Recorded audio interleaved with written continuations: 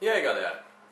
Eu estava pensando a respeito da proposta de legalização das drogas, descriminalização de todas as drogas, todas as substâncias entorpecentes. Simplesmente, num canetaço, se o Congresso Nacional extinguisse a criminalidade do uso de entorpecentes e do comércio de entorpecentes. Como seria? O pessoal fala muito na legalização da maconha, especificamente a maconha, não sei, parece ter um gosto popular pela maconha.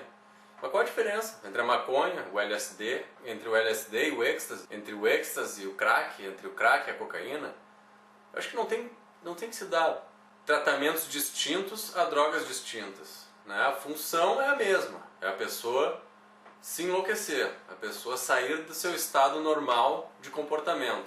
E realmente eu achei absurda essa proposta, acho que não tem fundamento nenhum uma proposta dessas. A sociedade não está preparada para viver num mundo em que o Estado não é um agente repressor. As pessoas, infelizmente, elas precisam do Estado como agente repressor, elas não podem escolher o que querem fazer com o próprio corpo. Que o Estado intervenha na liberdade do indivíduo, de certa forma, para ajudar esse indivíduo. As pessoas são assim, nem todo mundo tem estrutura para viver num mundo em que as drogas são legalizadas. Muitas pessoas não teriam como sobreviver num mundo desse. E aí, como é que fica? Vamos deixar as pessoas ao próprio destino? Vou dar um exemplo. Os traficantes. Do que iam viver os traficantes? Eles não iam poder traficar as drogas, eles iam ter que abrir uma lojinha para vender as drogas.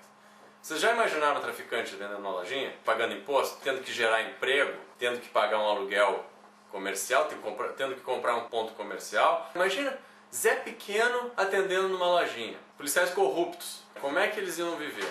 Né? Do salário? Sabe quanto ganha o policial? Vocês querem que ele viva como sem o traficante? Para pagar a propinazinha ali para ele não mexer na boca. Quer outro exemplo? Políticos financiados pelo tráfico. De onde é que eles iam tirar dinheiro para a campanha? E a indústria armamentista? Ia vender arma para quem? Para o cidadão caçar javali?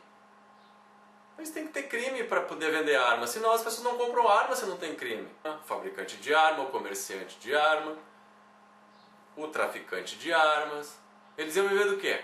É inviável, não tem como, isso aí é uma coisa que não tem como se pensar em simplesmente legalizar as drogas. Isso é uma proposta absurda, eu acho que seria trágico para a sociedade. Valeu, galera!